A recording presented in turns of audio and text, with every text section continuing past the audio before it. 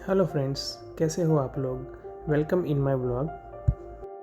हमने रात को ही अपनी जर्नी स्टार्ट कर दी थी और हमने अहमदाबाद बड़ौदा एक्सप्रेस हाईवे से होके दिल्ली मुंबई एक्सप्रेस हाईवे पकड़ लिया था और वहाँ से हमने नासिक के लिए बहुत ही अच्छा रास्ता पकड़ा था। एक्सप्रेस हाईवे के रास्ते बहुत ही अच्छे थे, तो हमने बहुत सारा डिस्टेंस बहुत कम टाइम में कवर कर दिया था। हमने सिर्फ 2 स्टॉप लिए थे और हम अर्ली मॉर्निंग नासिक के आसपास की घाटियों में पहुंच गए थे।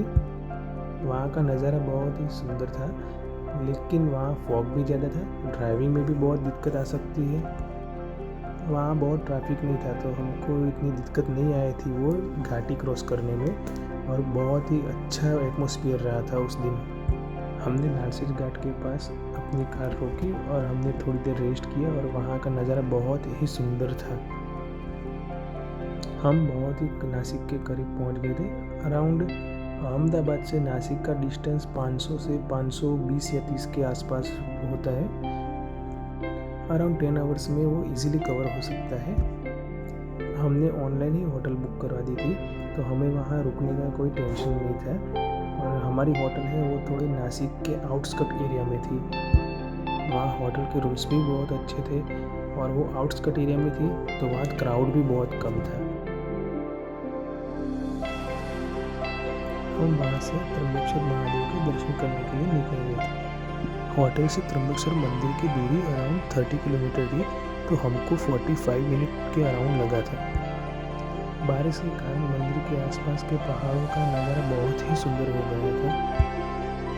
हम लोग श्रावण महीने में गए थे, तो वहाँ बहुत ही भीड़ थी और हमको दर्शन करने के लिए अराउंड 5 से 6 घंटे निकल गए थे।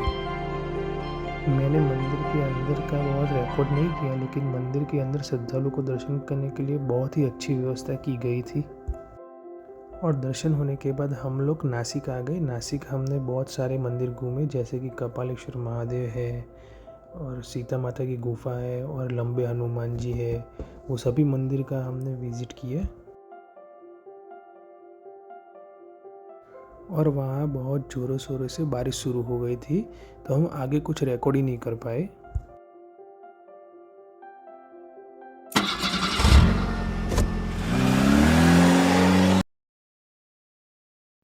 हम लोग होटल रूम से अर्ली मॉर्निंग ही रेडी होके इगतपुरी हिल स्टेशन के लिए निकल गए थे।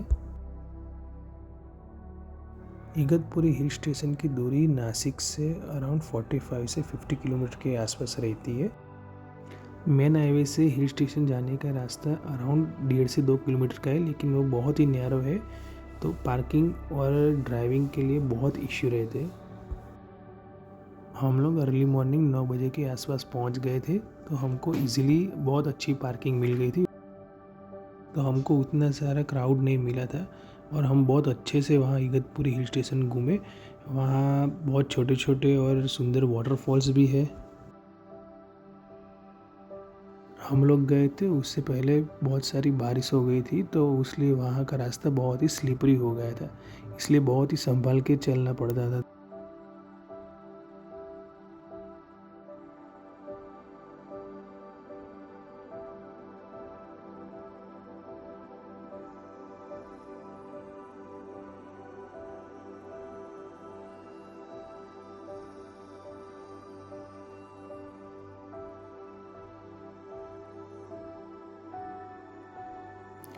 इगतपुरी घूमने के बाद हम लोग पांडवलेनी के लिए निकल गए थे।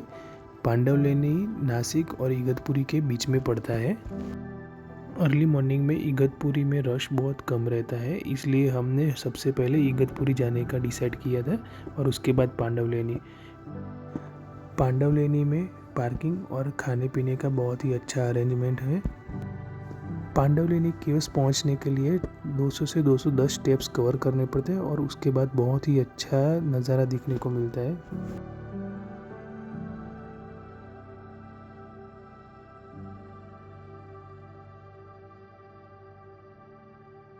पांडवलेनी केव से नासिक सिटी का व्यू भी बहुत अच्छा देखने को मिलेगा, पूरा नासिक सिटी दिखता है वहाँ से। पांडवलेनी घूमने के बाद हम लोग होटल जाके खाना खा के रूम पर थोड़ी देर आराम करके हमने सापुतारा के लिए निकल गए।